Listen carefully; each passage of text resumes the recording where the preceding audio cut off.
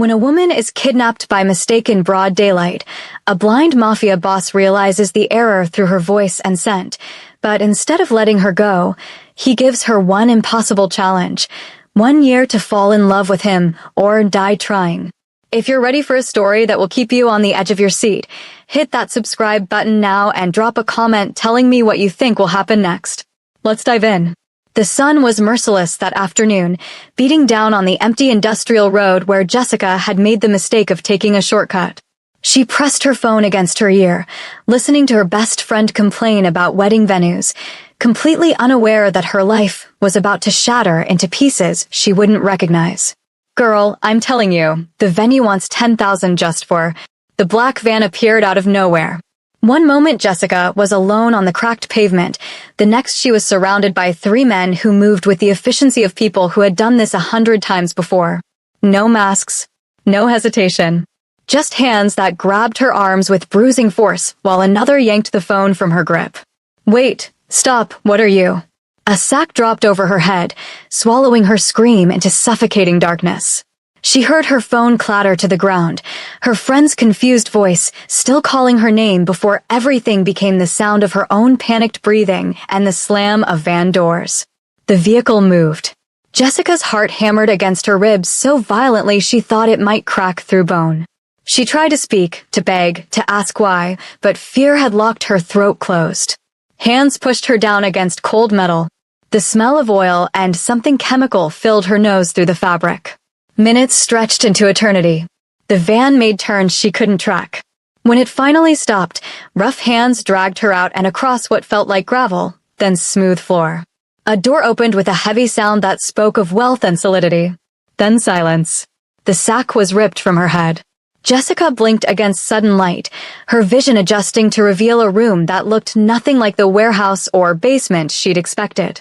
High ceilings, dark wood panels, expensive furniture that she had never seen before. And at the center of it all, sitting in a leather chair with the posture of someone who owned not just the room but everything in it, was a man. He was younger than she expected. Mid-30s maybe, with sharp features and black hair styled with casual precision. His suit was tailored perfectly, charcoal gray with subtle pinstripes that caught the light from tall windows behind him. But it was his eyes that stopped her breath. They were open, looking in her direction, but not seeing her. "Come closer," he said. His voice was smooth, controlled, with an accent that blended Korean and something else she couldn't place. Jessica's legs wouldn't move. One of the men who'd brought her gave her a small push. She stumbled forward 2 steps, then froze again. The man tilted his head slightly, like a predator catching a scent. He inhaled slowly, deliberately. Then his expression changed. Not dramatically. Just a subtle shift around his mouth that might have been disappointment or annoyance. "Your voice doesn't match," he said quietly. Jessica found her voice. "What?" He leaned back in his chair, one hand resting on the armrest with fingers that didn't tap or fidget. Everything about him was still. Controlled. "When you spoke just now. Your voice." He paused, inhaling again. "Your perfume is wrong too. Too sweet." She wore something sharper. "And your breathing." His head tilted the other way. "You're terrified." She would have been angry.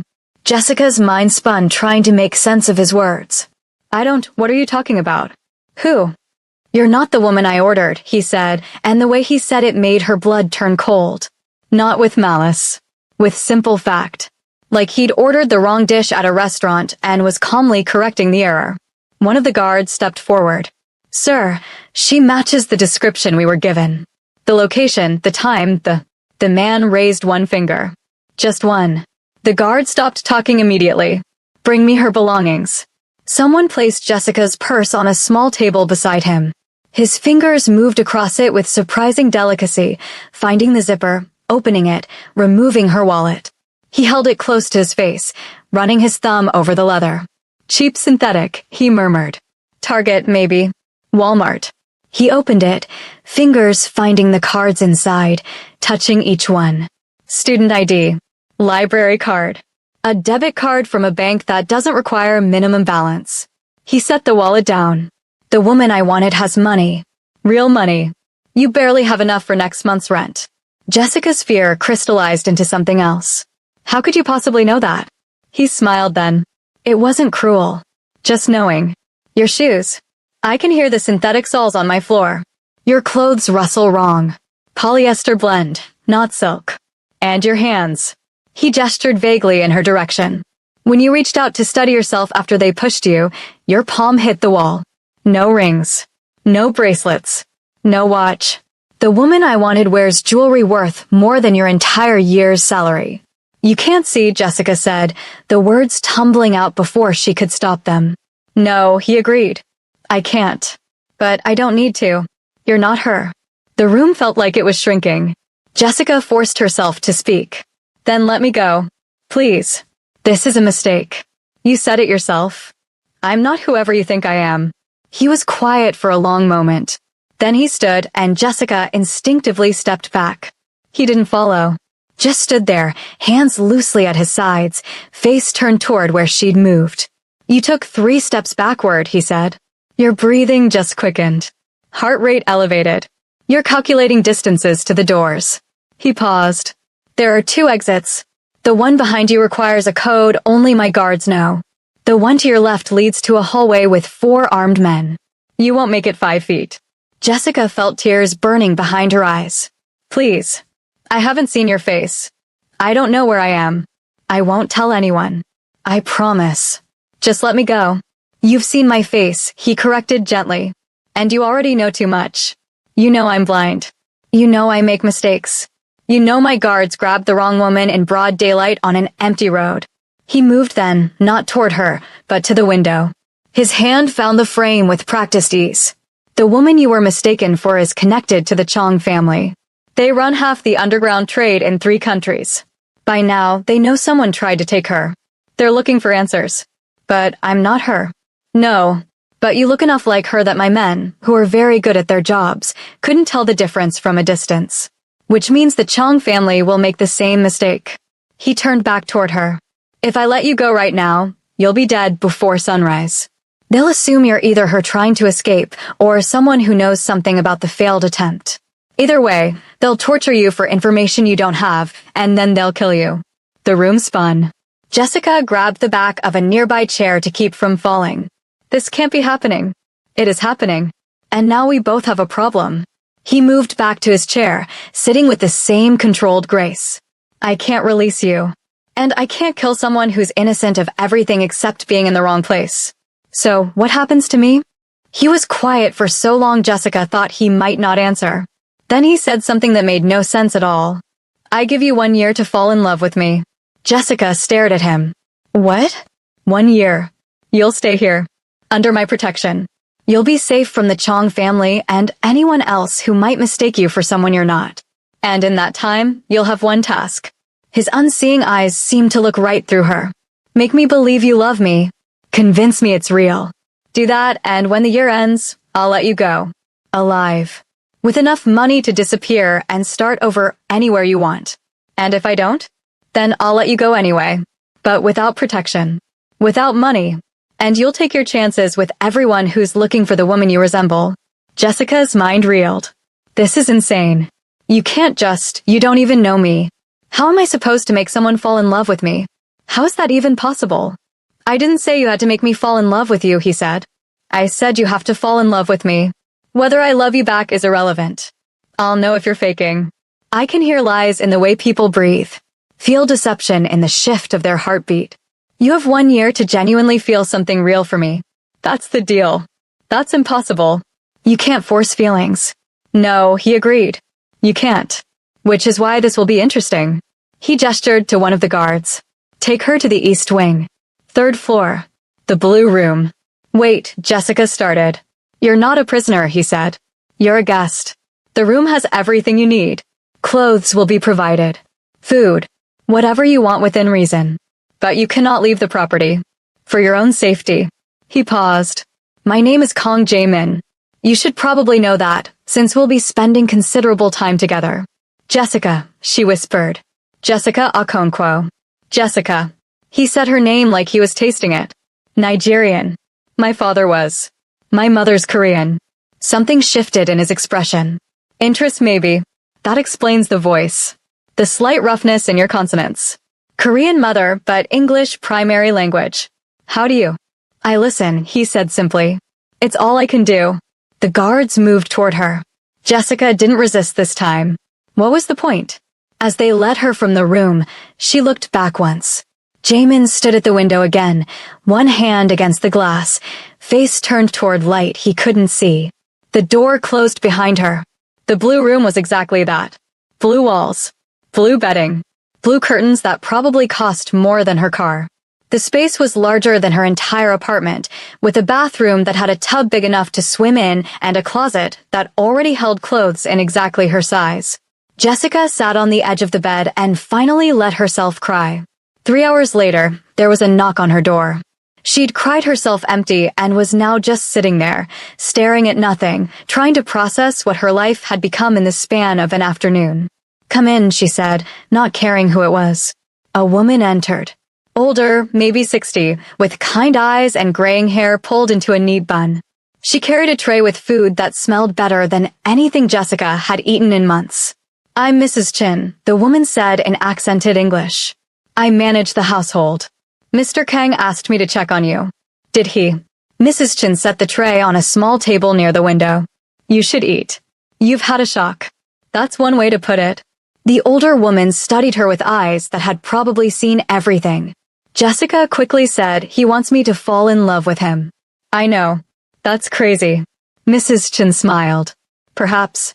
Or perhaps he's lonelier than you realize." She opened the door. "Eat. Rest. Tomorrow will be easier." She left before Jessica could ask what that meant. Jessica ate because her body demanded it, even if her mind was still spinning. The food was incredible. Some kind of stew with beef so tender it fell apart, vegetables she couldn't name, and rice that tasted nothing like the instant packets she usually bought. She showered, put on the silk pajamas someone had left in the bathroom, climbed into the bed that felt like sleeping on a cloud. And despite everything, despite the fear and confusion and absolute insanity of her situation, she fell asleep within minutes. Tomorrow, she told herself as consciousness faded. Tomorrow she'd figure out how to escape, how to convince someone to help her, how to get back to her real life. Tomorrow. But when morning came and sunlight streamed through those expensive blue curtains, Jessica would discover that nothing about Kang Jae-min's world was what she expected. And the man who'd kidnapped her by mistake was far more than just a blind mafia boss playing games with her life. He was something she hadn't prepared for. Something that would change everything. Morning came with a soft knock that pulled Jessica from dreams she couldn't remember. Mrs. Chin entered without waiting for permission, carrying another tray and wearing the same patient expression from the night before.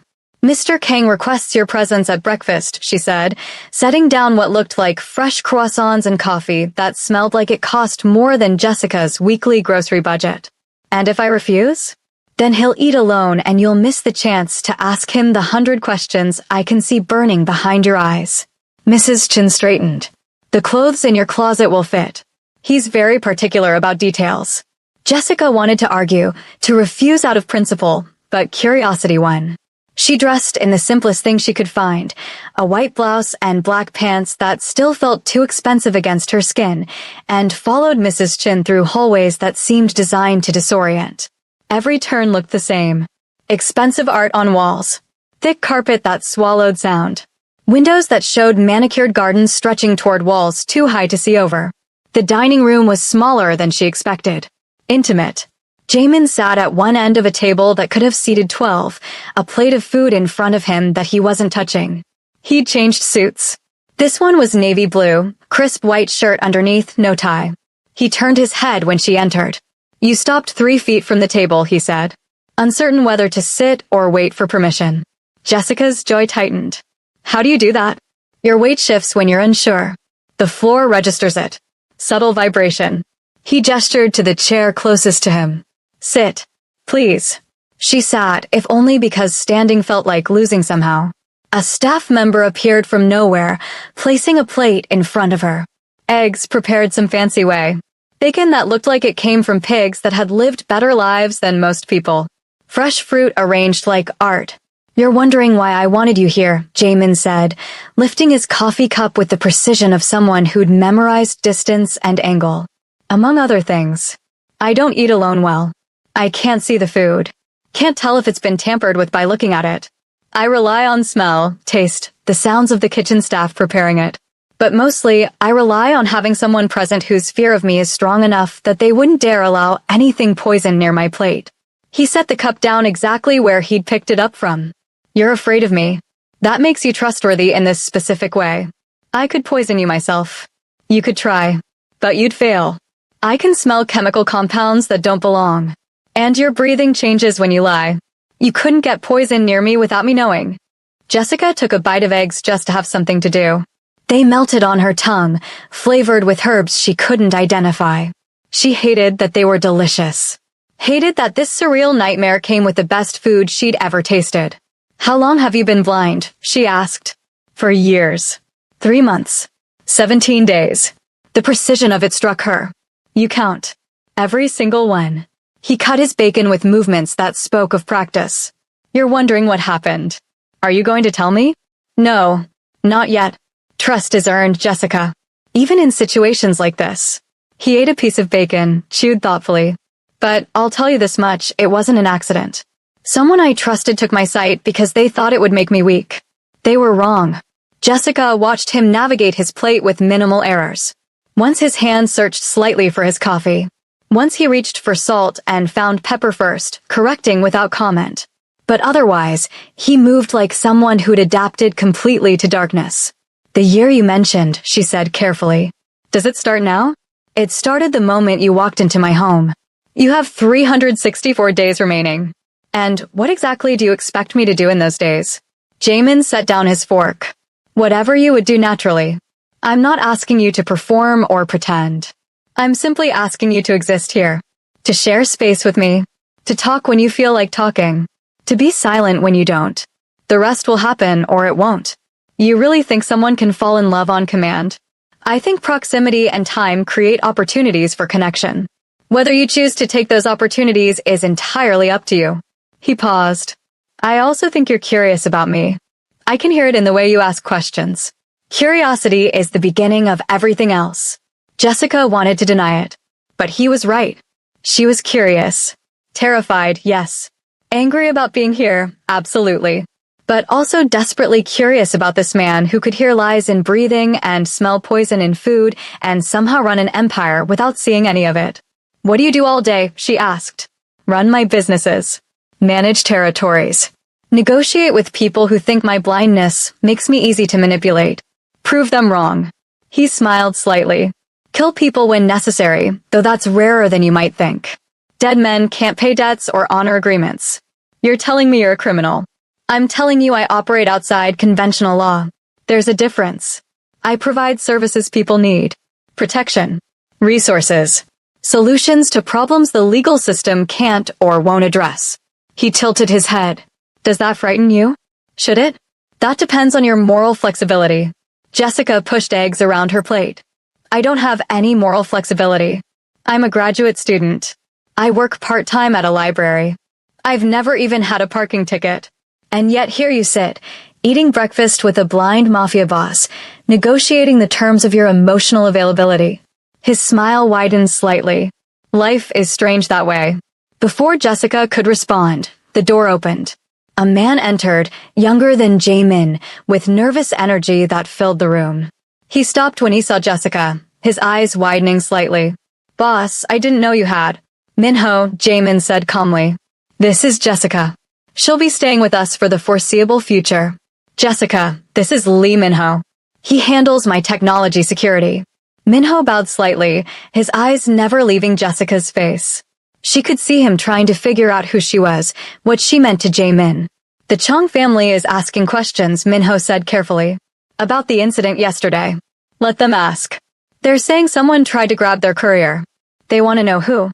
And you'll tell them we have no information about any courier. Because we don't. Jamin's voice remained level. The woman we intended to acquire was not their courier. She was their accountant's mistress who happened to know where bodies were buried. Literally. If they're asking about a courier, they're lying about who they think we targeted. Minho nodded slowly. Understood. And if they push, they won't.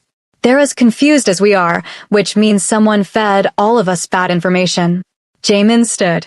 Find out who. Trace the source. I want to know by tonight. Yes, boss. Minho bowed again and left, shooting one more curious glance at Jessica before the door closed.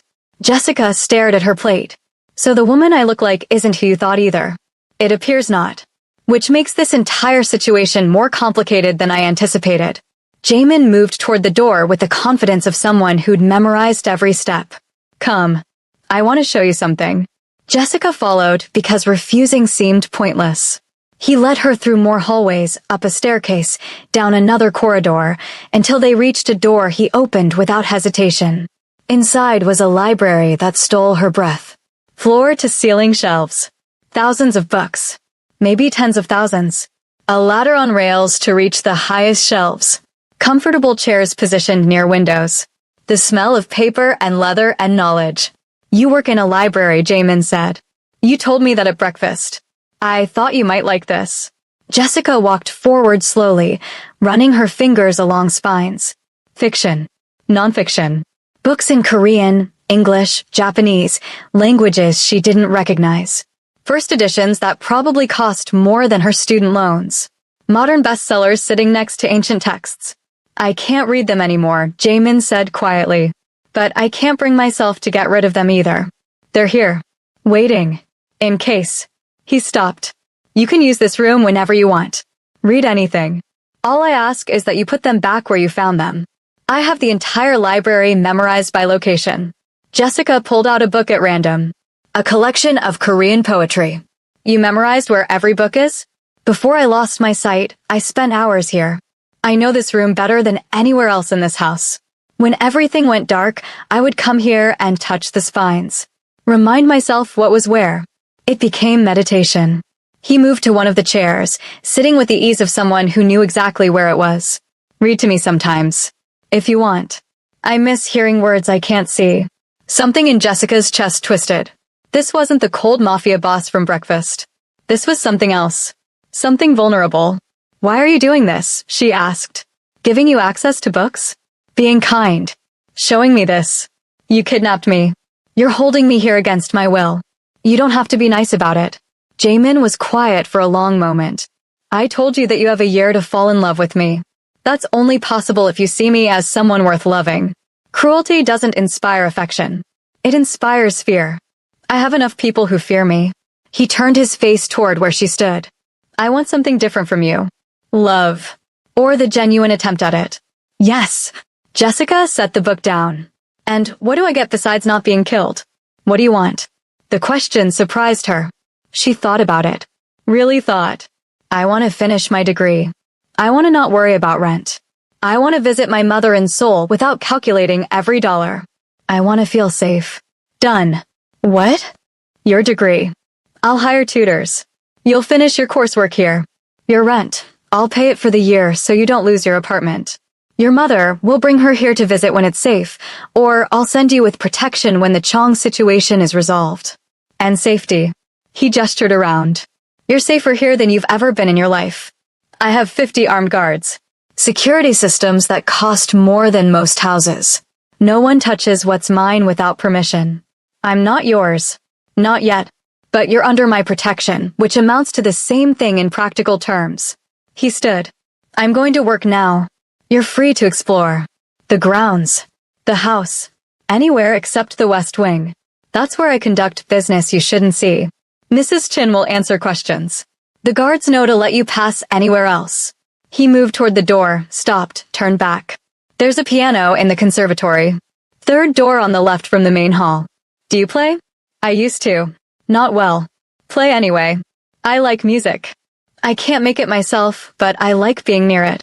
He left before she could respond. Jessica stood alone in the library, surrounded by books and silence and the growing realization that Kong Jae-min was far more complex than a simple criminal who'd grabbed the wrong woman. The next 3 days followed a pattern. Breakfast together. Jaemin asking questions about her life, her studies, her thoughts on things that had nothing to do with kidnapping or deals or falling in love.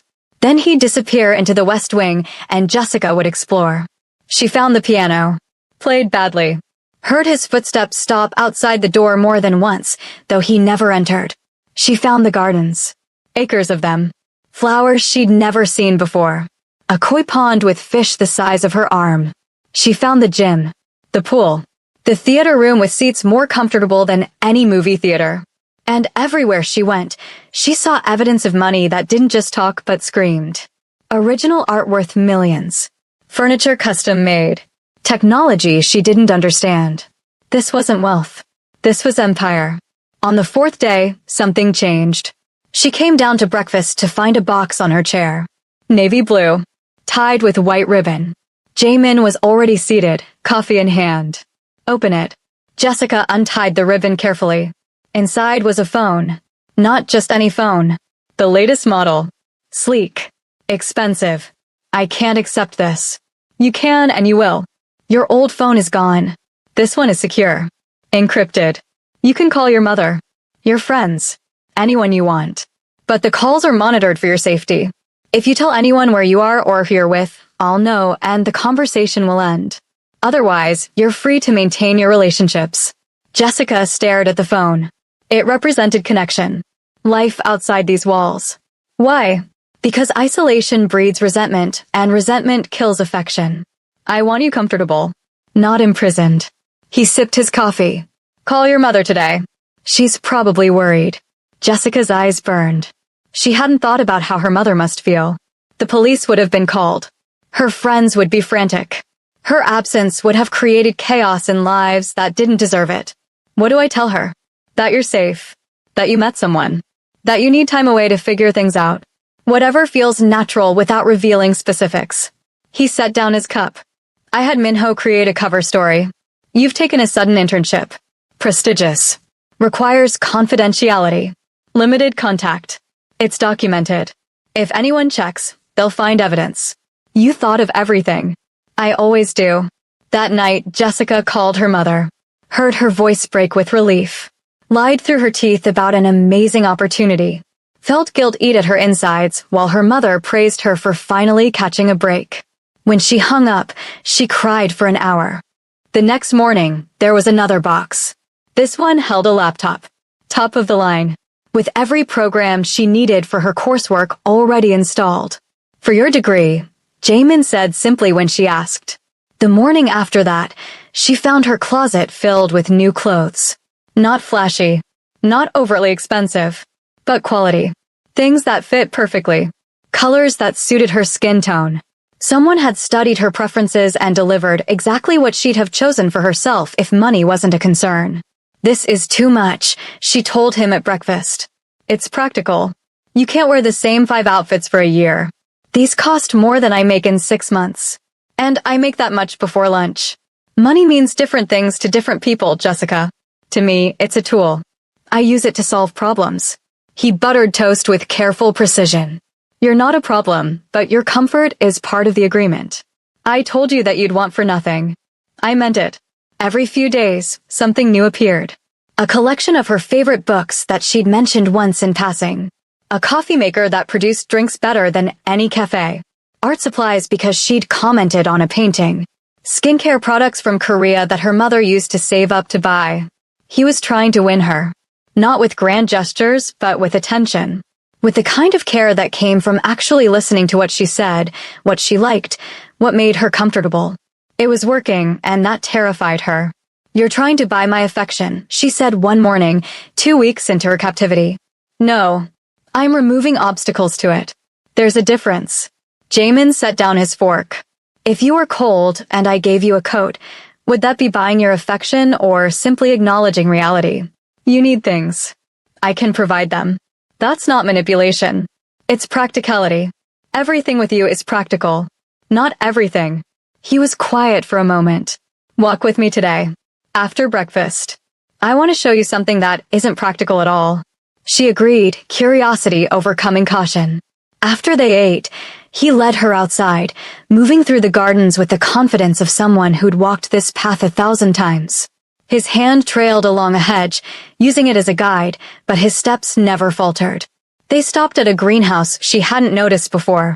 Inside, the air was humid and smelled like earth and growth. Plants everywhere, but not ornamental ones. Vegetables. Herbs. Fruit trees in pots. I can't see them grow, Jamin said quietly. But I can smell the changes. Taste the difference in herbs picked at different times. Feel the weight of tomatoes getting ripe. He reached out, his fingers finding a tomato plant unerringly, touching the fruit with gentle precision. This is the one thing I do that has nothing to do with money or power or business. I grow things. Watch them live. It reminds me that not everything needs eyes to thrive. Jessica watched him move between plants, touching leaves, smelling soil, his face more peaceful than she'd ever seen it. Who takes care of them when you're not here? I am.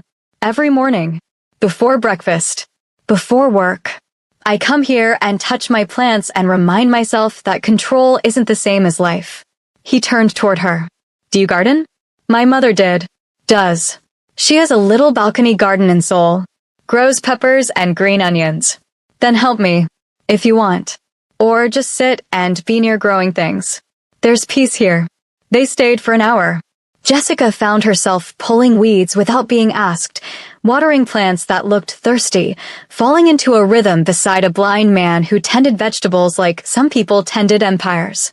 When they left, her hands were dirty and her heart was confused. That night, she found a book on her nightstand. Korean poetry.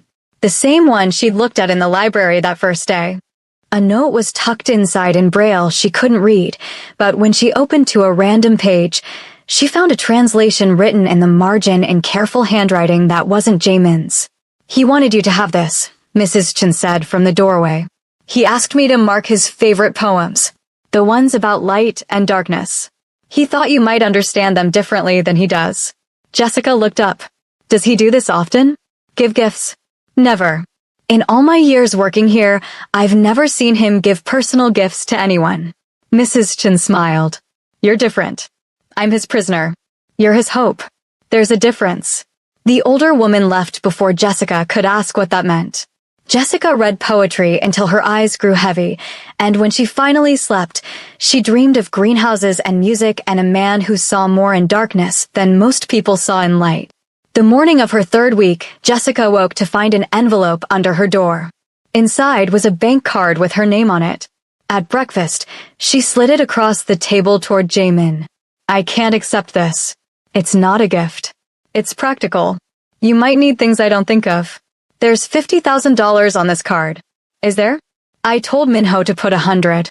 He smiled slightly. The limit is $1 million. Spend what you need. You're insane. I'm thorough. He reached across the table, his hand finding hers with accuracy that no longer surprised her. His fingers were warm. You're still afraid of me. I can feel your pulse jump when I touch you. But you're less afraid than you were. That's progress. Jessica should have pulled her hand away. She didn't. This doesn't change what this is, she said quietly. You're still holding me here. Against my will. Am I? His thumb brushed across her knuckles. The doors aren't locked. The guards would let you walk out if you asked. You're here because leaving is more dangerous than staying. That's not imprisonment. That's sanctuary. Sanctuary I didn't choose. No, but sanctuary nonetheless. He released her hand. I'm not trying to make you forget how this started. I'm trying to show you that how something starts doesn't dictate how it continues. His words stayed with her all day, echoing while she studied, while she practiced piano, while she walked gardens that felt less like a cage and more like an estate. That evening, she found him in the library, sitting in his chair, face turned toward windows showing sunset he couldn't see. Read to me, he said without preamble. Jessica picked up the poetry book from where she'd left it, sat in the chair across from him. Read poems about love and loss and longing in a voice that shook slightly because this felt intimate in ways that had nothing to do with touch. When she finished, Jamin was quiet for a long moment.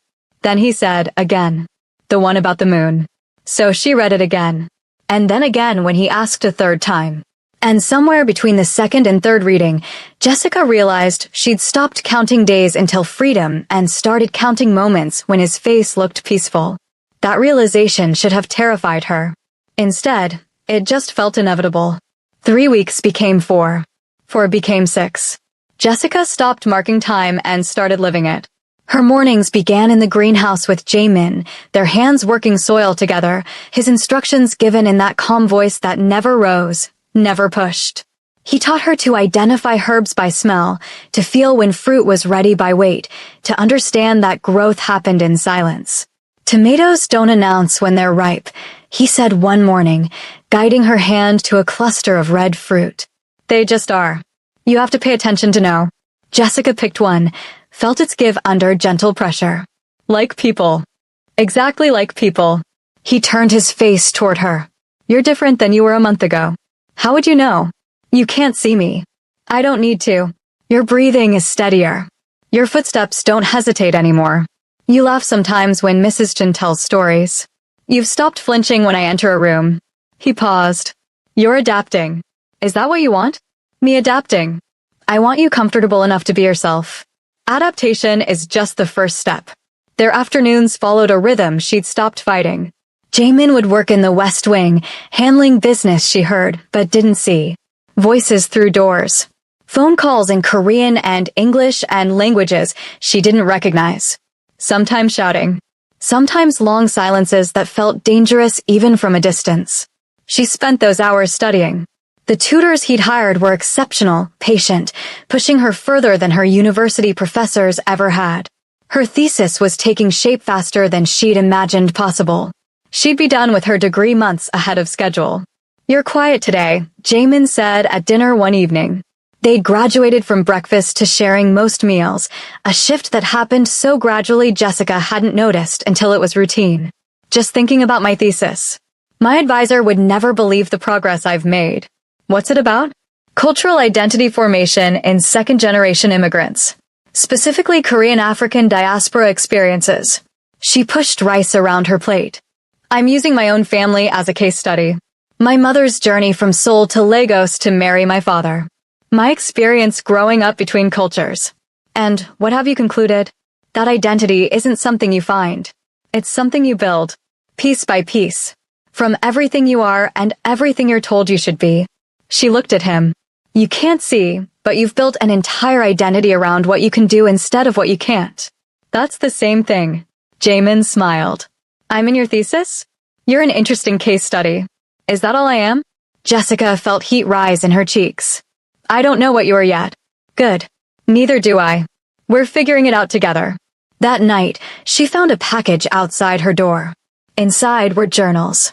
Beautiful leather-bound notebooks with paper so smooth it felt like silk. A note in Mrs. Chen's handwriting said, he thought you might want to document your research properly. Jessica ran her fingers over the leather and felt something crack inside her chest. The next morning, she played piano for 2 hours. Badly. Stumbling through pieces she half remembered from childhood lessons her mother had scraped together money to afford. She didn't hear Jaemin enter, didn't know he was there until she stopped and heard his breathing. Don't stop, he said from somewhere behind her. I'm terrible. You're learning. There's a difference. He moved closer. She felt him sit on the bench beside her, careful to leave space between them. Play the last part again. She did. Fumbled. Hit wrong notes. His hand covered hers on the keys. Here. This note. You keep missing it. He guided her finger to the right key, pressed down with her. The sound rang out clear and true. Jessica's breath caught. Not from the music. From his hand on hers. From the warmth of him beside her. From the way this felt like teaching and touching and something else entirely. Again, he said quietly. She played. He kept his hand over hers for 3 more notes, then pulled away. Better. Practice that section. I'll hear the difference tomorrow. He left before she could respond, and Jessica sat alone at the piano, staring at keys that still felt warm from his touch. That evening, Minho appeared at dinner. He looked nervous, his eyes darting between Jessica and Jaemin. Boss, we have the information you requested. Jaemin set down his fork. And? The woman we were supposed to take. The Chong accountant's mistress. She left the country 3 days before the attempt. Flew to Singapore. She's been there ever since. Silence filled the room. Someone knew, Jaemin said slowly. Someone knew we were planning the grab and fed us information about a woman who wasn't even in the country. They wanted us to take someone else. Why? Jessica asked before she could stop herself. Minho glanced at her, then at Jaemin, clearly unsure if he should answer. Jaemin nodded slightly. To create chaos, Minho said. To make both organizations think the other was making aggressive moves. Start a war between families. Did it work? Jessica's heart was pounding. No, because we grabbed you instead of whoever they meant us to grab. Wrong woman. Wrong everything. We disrupted someone else's plan without meaning to. Minho shifted his weight. But boss, there's more. The Chong family has been asking fewer questions lately. Like they've moved on. Or like they know something we don't. Jaemin was quiet for a long moment. Double the security on the property. I want surveillance on all known Chong locations. And find out who gave us that initial information. I want a name by the end of the week. Yes, boss. Minho bowed and left quickly. Jessica pushed her plate away, appetite gone. So I was supposed to be someone else. Someone specific. And, because your men grabbed me by mistake, I accidentally saved you from starting a war you didn't want. It appears so. That's insane. That's my life. Every day. One wrong move away from catastrophe. He turned his face toward her. Now you understand why I can't just let you go. Someone out there wanted chaos. Until we know who and why, you're safer here than anywhere else. Because they might try again. Because they might realize you were the mistake that saved me. And they might decide to correct that mistake. His voice was gentle despite the words. I meant what I said before. You're under my protection. No one touches what's mine. I'm not yours. Not yet. The words hung between them, heavy with meaning she wasn't ready to examine. Later that night, Jessica couldn't sleep. She wandered the halls, something she'd started doing when her mind wouldn't quiet. The house was different at night. Shadows moved differently. Sounds echoed strangely. She found herself outside the West Wing, the forbidden area, where Jaemin conducted business she wasn't supposed to see. The door was cracked open. She knew she shouldn't. Knew it violated the one rule he'd set. But curiosity pulled her forward, and she peered through the gap. Jaemin sat at a large desk, papers spread in front of him that he couldn't read. Minho stood nearby, describing something in rapid Korean. Other men were present, all focused on documents and tablets. But what caught Jessica's attention was the way Jaemin commanded the room. His blindness didn't diminish him. If anything, it made him more intimidating. Men twice his size waited on his words, deferred to his judgment, watched him with respect that bordered on fear. The shipment arrives Tuesday, Minho was saying. But the port authority wants triple the usual payment. Then we don't use that port. Jaemin's voice was ice. We've paid enough to own that route. If they're getting greedy, we remind them what happens when they forget who protects their operations. How would you like us to remind them? Send Park. Tell him to be creative, but not fatal. I want them scared, not dead. Jessica's stomach turned. This was the other side of the man who grew tomatoes and asked her to read poetry. This was the Mafia boss. The criminal. The person who ordered violence as casually as ordering coffee. She stepped back, but her foot caught on the carpet. The sound was small. Barely there. Jaemin's head turned toward the door immediately. Jessica. Her blood froze. She didn't move. I know you're there. I can hear your breathing. It's faster than normal. You're scared. He paused. Come in. She almost ran.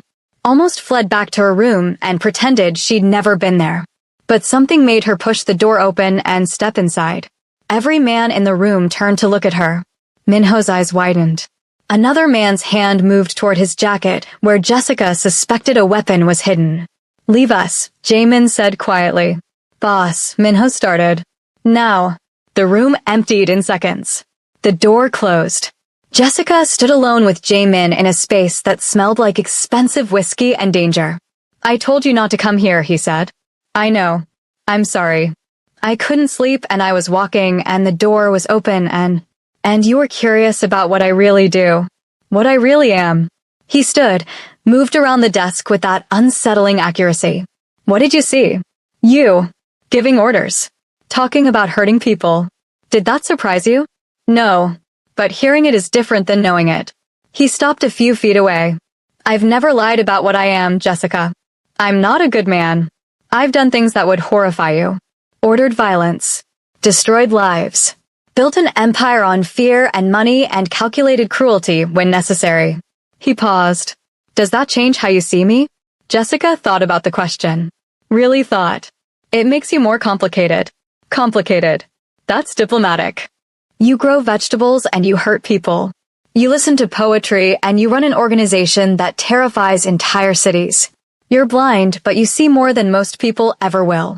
You're kind to me and ruthless to everyone else. She wrapped her arms around herself. So yes, complicated. Jamin moved closer. She could smell his cologne now.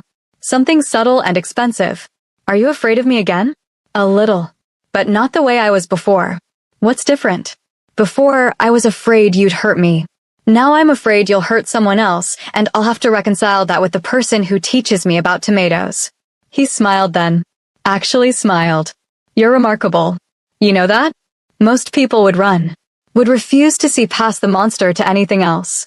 But you stand here trying to hold both truths at once. Maybe I'm just adapting. Like you said. Or maybe you're starting to understand that people aren't one thing. We're everything we've done and everything we might do and everything we choose not to do despite wanting to. He reached out, his hand finding her cheek with gentleness that contradicted everything she'd just witnessed. I could be cruel to you. Force this. Make demands. But I choose not to. That choice matters as much as the violence I choose when necessary. Jessica's breath hitched. His thumb brushed her cheekbone. She should step back. Should maintain distance. Should remember that this man kidnapped her and held her here and was dangerous in ways that had nothing to do with affection. Instead, she stayed perfectly still. Go back to your room, he said softly. Sleep. Tomorrow we'll pretend you were never here. And if I can't pretend, then we'll deal with that truth too. He dropped his hand. But not tonight. Tonight you need to process what you saw. Decide if you can live with it. Jessica left without another word. Walked back to her room on legs that felt unsteady. Climbed into bed and stared at the ceiling until dawn painted the windows pink. When morning came, Jamin acted like nothing had happened. Breakfast was normal. Conversation was light. But something had shifted. Some invisible line had been crossed. Jessica knew too much now. Had seen too much. And instead of making her want to leave, it made her want to understand more. 2 days later, she asked him about it directly. They were in the greenhouse, harvesting peppers that had finally ripened.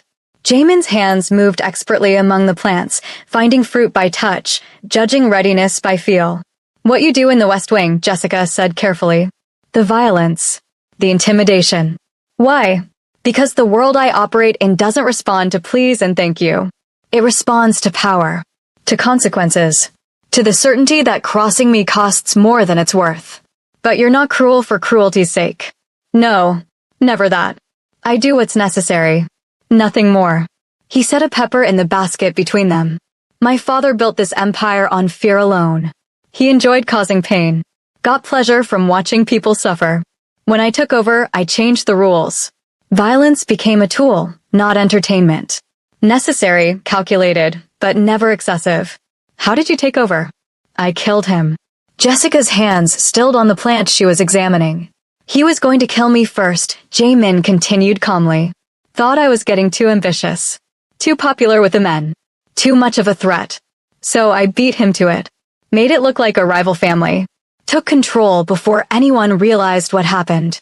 He turned toward her. Does that make you afraid? It makes me sad. Sad? That you had to kill your own father to survive. That you grew up in a world where that was necessary. She picked another pepper. My father died when I was 12. Cancer. I'd give anything to have him back. And you had to end yours to stay alive. That's heartbreaking. Jamin was quiet for a long time. When he spoke, his voice was rougher than usual. No one has ever called my patricide heartbreaking before. Maybe no one's tried to see past what you did to why you did it. His hand found hers among the pepper plants. Squeezed gently. You're dangerous, Jessica Okonkwo. More dangerous than any rival family. How? Because you make me want things I stopped believing were possible. He didn't elaborate. Didn't need to. Jessica understood perfectly. That afternoon, a truck arrived. Jessica watched from the window as men unloaded crates into the West Wing. Whatever was in those crates was handled with extreme care. At dinner, she didn't ask. But Jamin told her anyway. Medical supplies, he said. For a clinic in the Southern District. Free healthcare for people who can't afford it. We run 4 clinics. Staff them with real doctors. Provide medication at cost. Jessica stared at him. You're a philanthropist? I'm practical. Healthy communities are profitable communities. And people who receive help are less likely to work with rivals who offer nothing but exploitation. He cut his steak with precision. But also, yes, some of it is simple decency. The world I operate in is brutal enough. I can at least make sure people don't die from preventable diseases. You're the most contradictory person I've ever met. I contain multitudes. Just like you. He smiled slightly. You're a scholar and a pianist and someone brave enough to question a mafia boss. You're afraid and curious and adapting to captivity by finding ways to thrive instead of just survive. We're both more than one thing. That night, Jessica wrote in one of the journals he'd given her. Tried to make sense of her feelings. Tried to understand how she could be attracted to someone who ordered violence and grew vegetables with equal care. She fell asleep with the pen still in her hand. The next week brought another shift. Jamin started inviting her to the West Wing during certain meetings. Not the dangerous ones, but negotiations, discussions, moments where he needed someone to describe facial expressions, to read body language he couldn't see. The man across from me, he'd say quietly, "What's his face doing?" He's sweating. Nervous. His eyes keep darting to the door. Good. He should be nervous. Continue. Jessica became his eyes in ways that had nothing to do with love and everything to do with survival. She learned to read rooms, to catch tells, to understand the silent language of criminals negotiating power. And Jamin learned to trust her judgment completely. You're getting good at this, he said after one particularly tense meeting. They were alone in his office, the other men dismissed. At what? Being complicit in crime? At seeing what matters? At cutting through performance to truth? He leaned back in his chair. You'd make an excellent interrogator. That's not the compliment you think it is. It's the highest compliment I can give. Truth is the most valuable commodity in my world. You find it effortlessly. Jessica sat in the chair across from him. Can I ask you something? Always. Why did you really give me that year deadline? Why not just say I had to stay until it was safe to leave? Jamin was quiet. Then he said, because I'm tired of being alone. Tired of being surrounded by people who fear me or want something from me or see me as a resource to exploit. I wanted to know if it was possible for someone to see all of me and choose to stay anyway. And do you think giving someone a year to fall in love with you is the way to find that? I think giving someone time and space and resources and showing them exactly who I am is the only honest way to find out if connection is possible. He turned his face toward her. I'm not trying to trick you. I'm trying to offer you enough safety and comfort that you can make a real choice. Love me or don't. But make that choice from a place of security, not desperation. That's actually kind of beautiful. Don't tell anyone. I have a reputation to maintain. Jessica laughed. Actually laughed. And Jamin's face did something she'd never seen before. It softened completely. Smiled in a way that reached his unseeing eyes. I like that sound, he said quietly. What sound? You laughing in my presence. It means you're not performing. Not pretending. Just being. He stood, moved to the window, his hand finding the frame. I've been thinking about something. What? Your mother. You said you wanted to see her. I think we can arrange that. Jessica's heart jumped. Really? The Chong situation has cooled significantly. Minho believes whoever tried to manipulate us has moved on to other schemes. It's not completely safe, but it's safe enough. We can bring her here. Under protection. For a week maybe. Tears burned behind Jessica's eyes. You'd do that. I told you that you'd want for nothing. That includes family. He paused. Besides, I'd like to meet the woman who raised someone brave enough to argue with me about philosophy while helping me harvest peppers. Jessica crossed the room without thinking. Wrapped her arms around him from behind. Felt him stiffen in surprise, then relax. Thank you, she whispered against his shoulder. His hands covered hers where they rested against his chest. You're welcome. They stood like that for a long moment. Long enough that Jessica felt his heartbeat. Long enough to realize hers had matched its rhythm. When she pulled away, Jamin turned. His hand found her face again, that gesture becoming familiar. Jessica, he said quietly. Yes. We're past halfway. 6 months and 2 weeks since you arrived. How do you feel? She thought about the question. really examined her heart. Confused, comfortable, conflicted, curious, grateful, angry sometimes, safe most of the time, and something else I'm not ready to name yet. That's honest. I appreciate honest. His thumb brushed her cheek. For what it's worth, I feel the same. Except for the safety part. I haven't felt safe since I lost my sight. Why not? Because blindness in my world is vulnerability. And vulnerability gets you killed. I've survived this long by being smarter, more ruthless, more willing to do what others won't. But every day is a calculation. Every interaction a risk. Except with me. Except with you. He dropped his hand. With you, I can just be. That's rarer than you know. Jessica's heart did something complicated in her chest. Something that felt like falling and flying simultaneously. I should go, she said, because staying felt dangerous in ways that had nothing to do with crime or kidnapping. Yes, you should. But he didn't move. Neither did she. Finally, Jessica forced herself to step back. To walk to the door. To leave before something happened that she couldn't take back. As she reached for the handle, Jamin spoke again. Jessica. One more thing. What? I'm glad it was you. That day. I'm glad my men made that mistake. Because you're exactly the right woman. Just not the one I thought I wanted. Jessica left without responding because there was nothing she could say to that wouldn't reveal too much. But as she walked back to her room, she realized something terrifying. She was falling in love with him. Not because of the year deadline. Not because of the gifts or the safety or the resources. But because of quiet mornings in greenhouses. Poetry read in darkening libraries. Trust built in moments between violence and vegetables. Because he was complicated and contradictory and saw her more clearly in blindness than anyone ever had with sight. She was falling in love with Kang Jae-min. And she had no idea what to do about it. If you're still watching, drop a comment and tell me what you think Jessica should do next. And don't forget to like this video and subscribe for more stories that will keep you hooked. Jessica's mother arrived on a Tuesday morning in early autumn. Jessica watched from the window as guards escorted a small woman with graying hair and worried eyes through the front gates. Her heart cracked open seeing her, and she ran down the stairs faster than dignity allowed. Yama, she breathed, using the Korean word that felt right even though her mother had always encouraged English at home.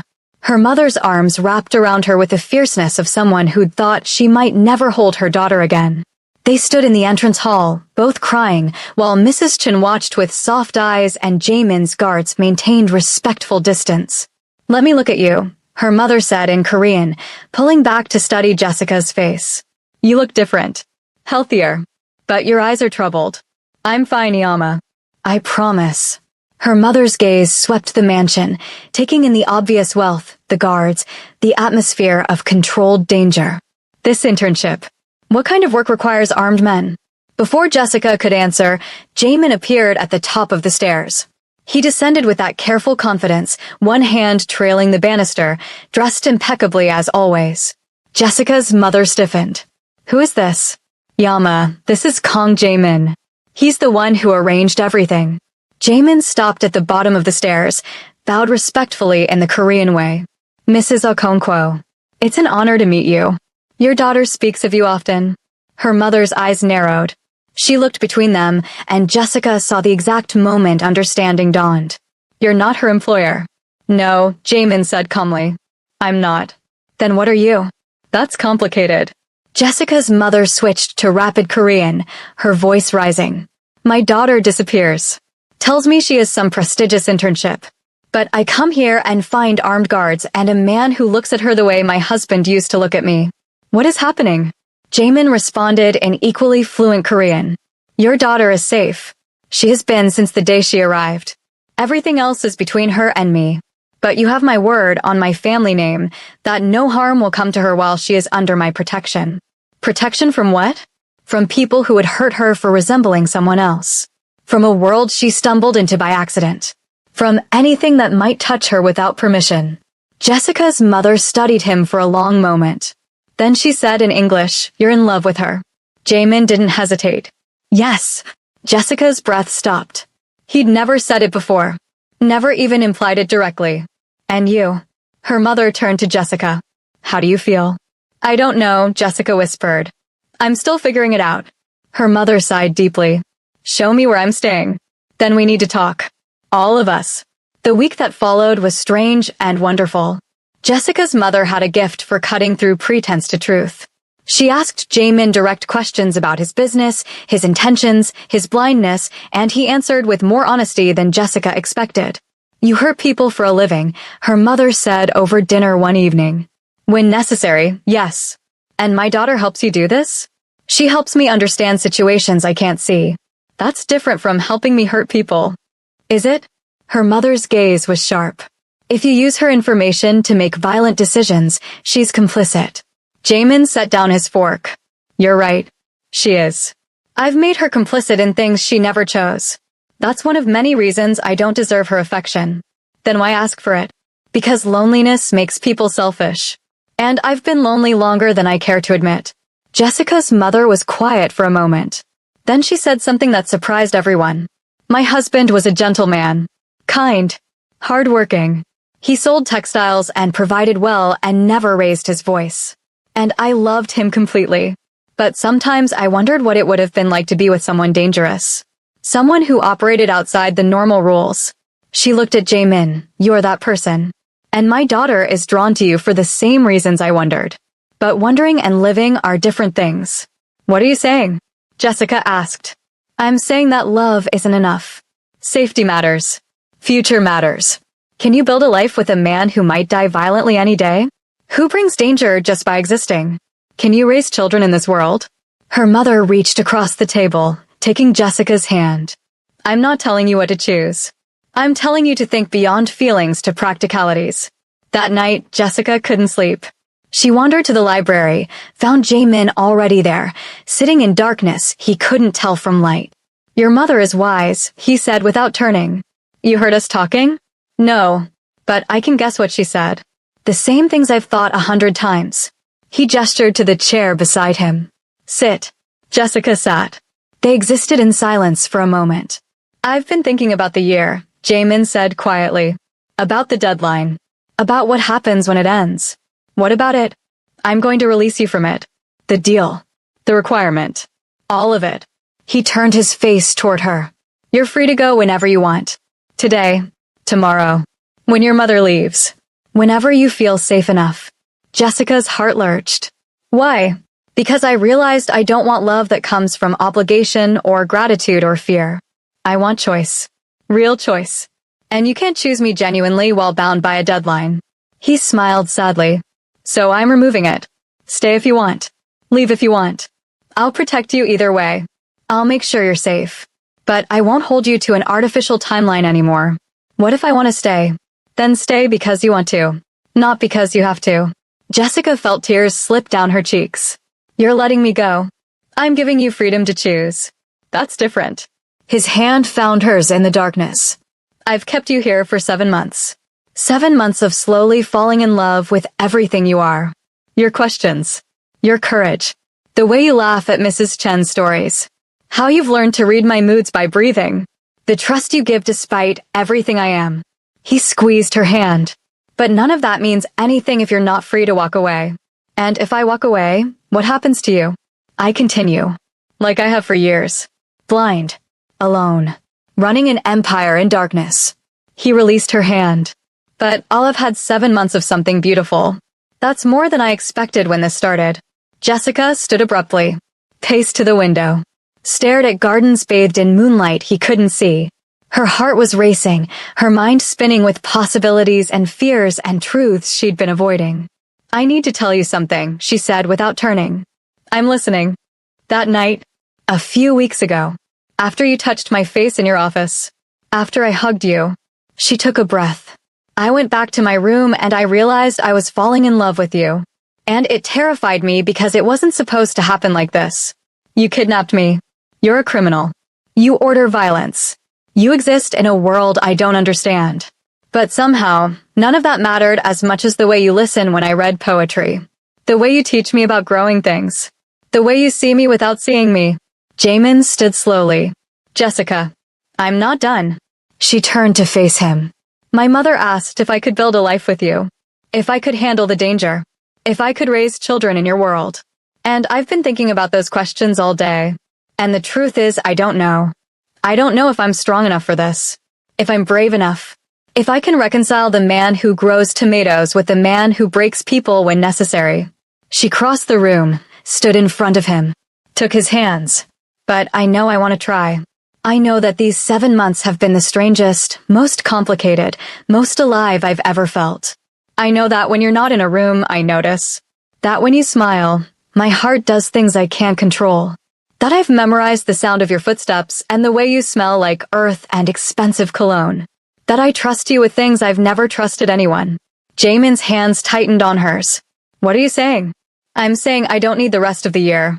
I'm saying I choose this. I choose you. Not because I have to. Not because of some deadline or deal or obligation. But because I want to. She reached up, touched his face the way he'd touched hers so many times. I'm choosing the complicated, dangerous, beautiful disaster of loving Kang Jaemin. His breath caught. His hands came up to frame her face, thumbs brushing away tears she hadn't realized were falling. I don't deserve you, he whispered. Probably not. But you have me anyway. He pulled her close then, wrapped his arms around her, and Jessica felt like she'd finally come home to a place she didn't know she'd been searching for. They stood like that for a long time, holding each other in a library full of books he couldn't read, while moonlight painted everything silver. Your mother is going to think this is a terrible idea, he said against her hair.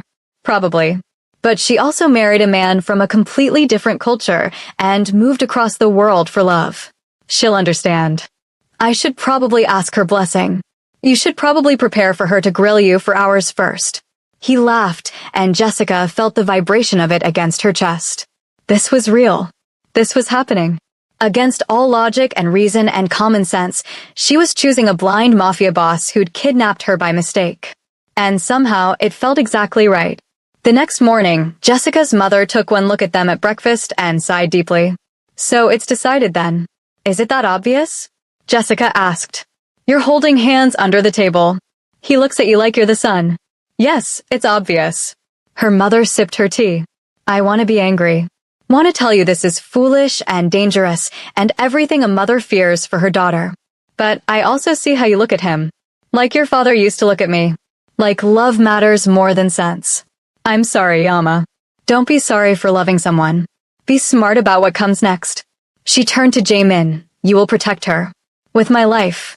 You will treat her well. Better than I treat myself. And if she changes her mind, if she decides this is too much, you will let her go without consequence. I've already promised that. The answer is yes. Her mother nodded slowly. Then you have my blessing. Reluctant and worried, but you have it. Jessica hugged her mother tight, breathing in the familiar smell of home and love and acceptance despite fear. When her mother left 3 days later, she whispered in Jessica's ear, be happy. But also be careful. Love doesn't shield you from bullets. Jessica promised she would be both. The months that followed were different.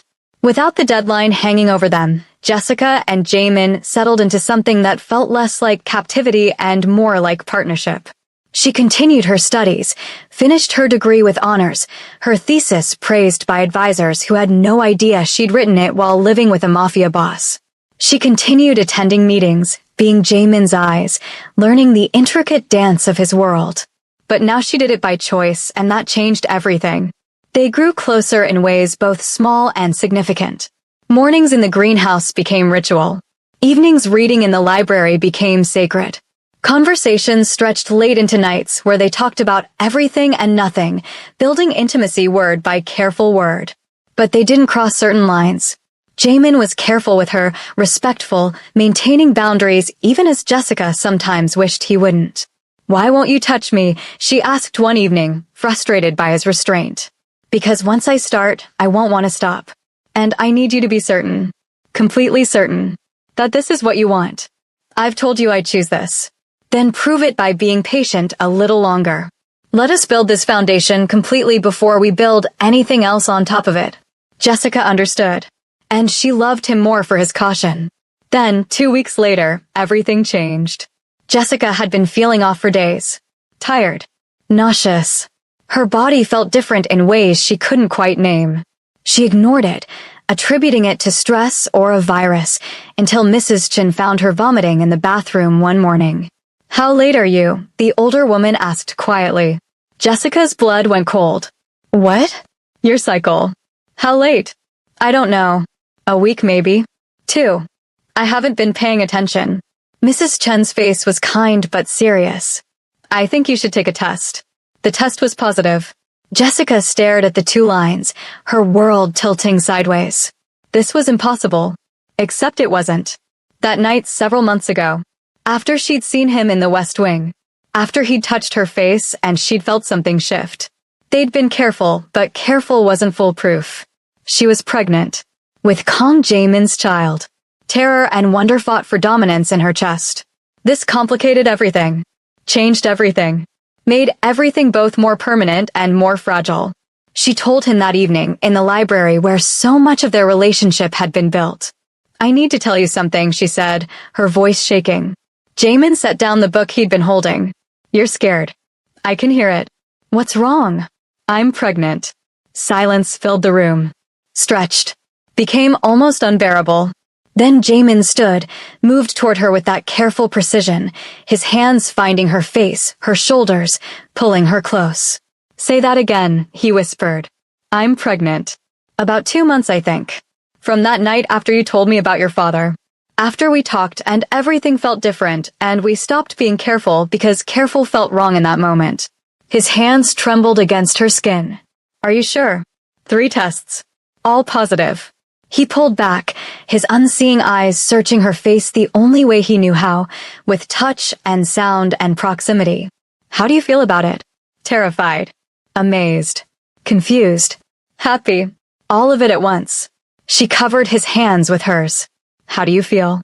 "Like everything I've ever wanted just became real and fragile and impossible to protect all at the same time."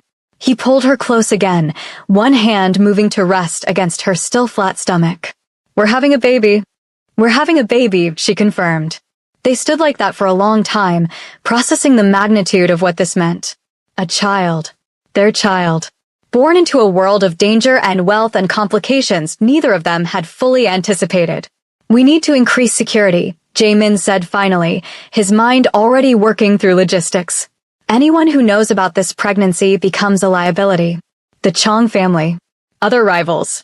They can't know until after the baby arrives safely." "How do we hide a pregnancy?" "Carefully.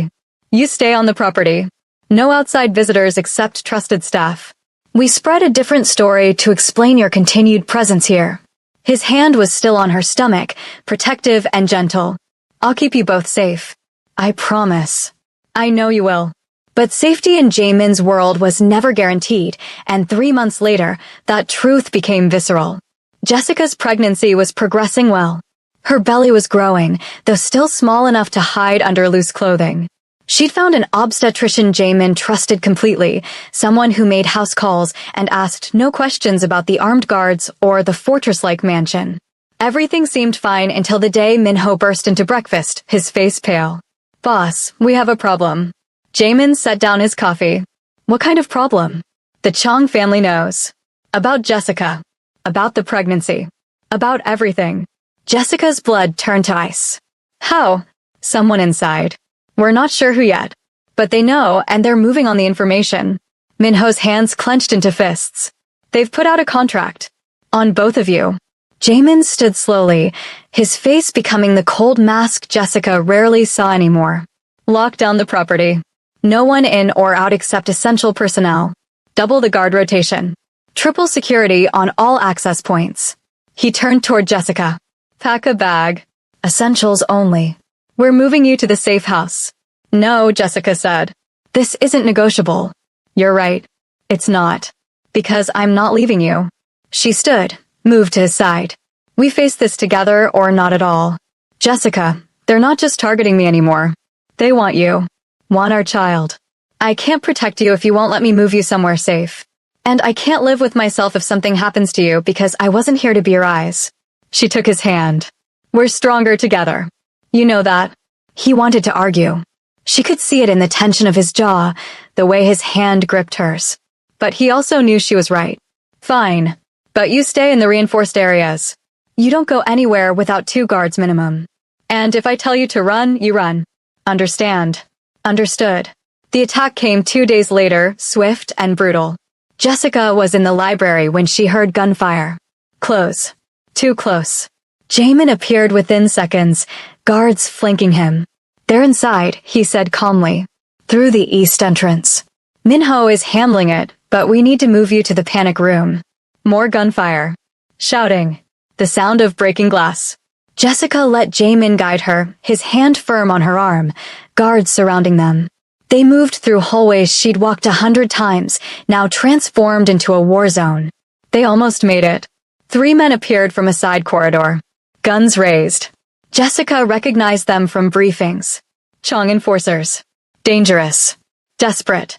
Jamin pushed her behind him, his own weapon drawn faster than she'd have thought possible for a blind man. You're outgunned and outmatched. Leave now and you live. The lead enforcer laughed. We're not here for you. We're here for her. Everything happened at once. Gunfire erupted. Jamin fired toward sound, impossibly accurate. His guards returned fire.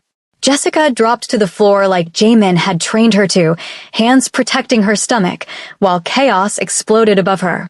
When the shooting stopped, all 3 enforcers were down. Jamin's guards were securing the area. And Jamin was kneeling beside Jessica, hands running over her frantically, checking for injuries. I'm fine, she gasped. We're fine. Minho, Jamin barked. Status. 14 hostiles total. All neutralized. The property is secure. Minho appeared, blood on his shirt, but moving fine. But boss, this was just the first wave. They'll send more. Then we end this. Tonight. All of it. Jamin stood, helping Jessica to her feet. Get her to the panic room. No arguments this time. Jessica wanted to protest, but the look on his face stopped her. This was the other Jamin. The Mafia boss. The killer. The man who did what was necessary to protect what was his. Be careful, she whispered. Always. He touched her face one more time, then left to wage war against people who'd made the mistake of threatening his family.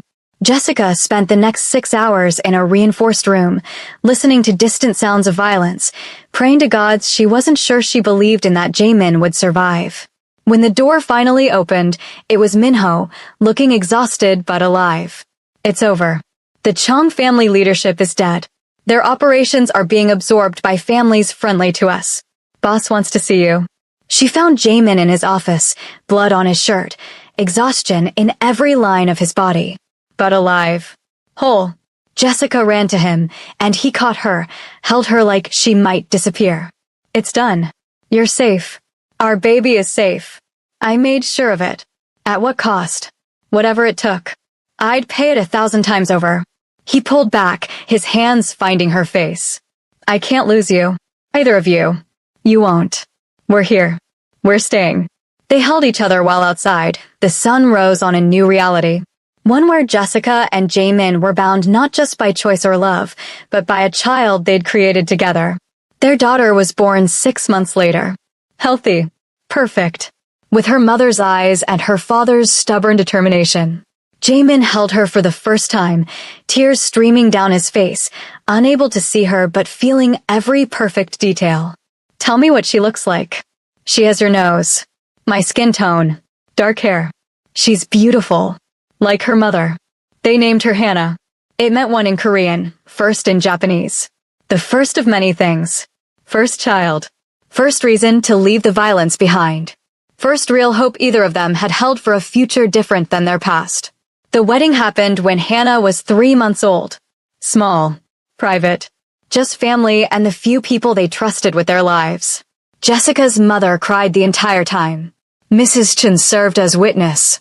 Jamin's guards stood respectfully at attention while their boss promised to love and protect a woman he'd kidnapped by mistake and fallen for completely.